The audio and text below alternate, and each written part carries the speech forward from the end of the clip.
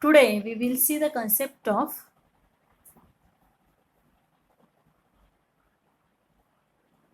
Bernoulli and binomial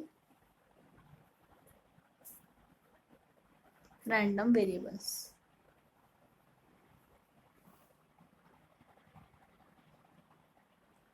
Now suppose we run an experiment which succeeds with the probability p and fails with the probability 1 minus p. So probability of success is equal to p and probability of failure is equal to obviously 1 minus p, as the summation will be always equal to 1 for the entire experiment.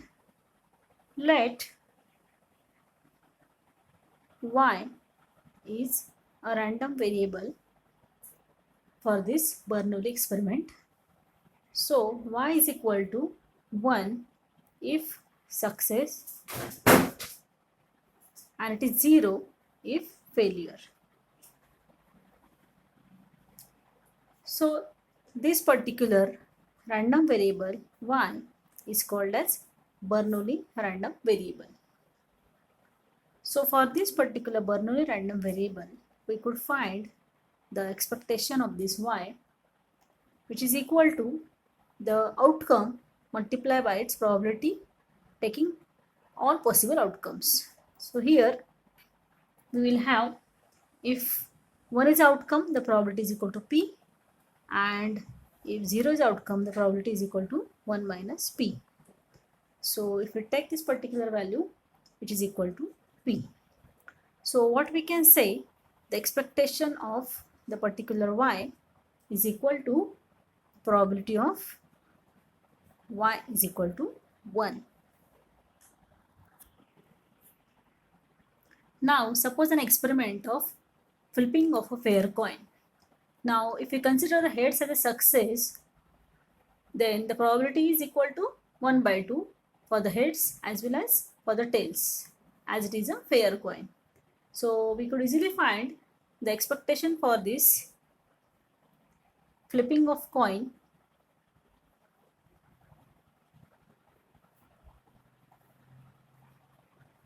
E of y is equal to half, as it is the probability for success.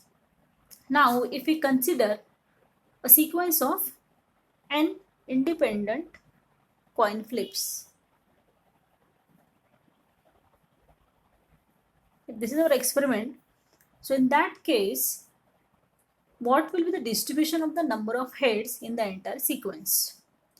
So we have to consider the sequence of n independent experiments, where each experiment will succeed with the probability p and fail with the probability equal to 1 minus p. Now in this case, let we have x is a random variable for this particular experiment, which is representing the number of successes in n experiments.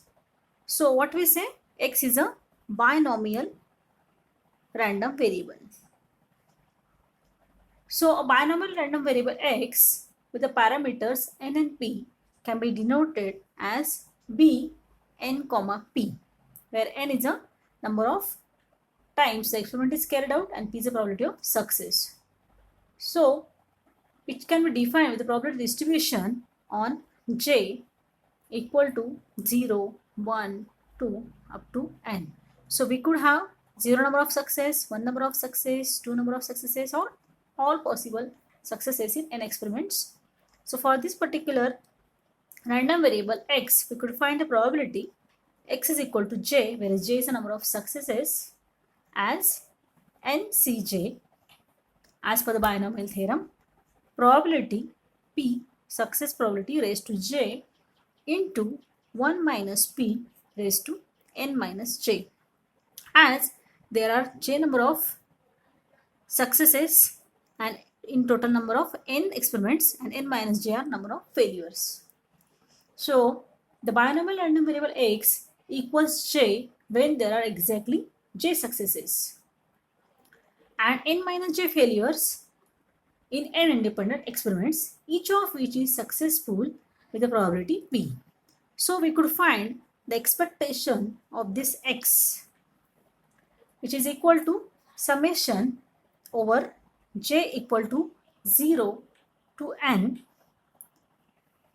Now j is the value which we want x to be, ncj, okay, p raised to j 1 minus p raised to n minus j. And if we find out this binomial summation, that will be equal to np. Now the linearity of expectation allows for a significantly simpler arguments. We have x as a binomial random variable with the parameters n and p, and which is a number of successes in n trials, where each trial is successful with the probability p and fail with the probability 1 minus p. So define a set of n indicator random variables.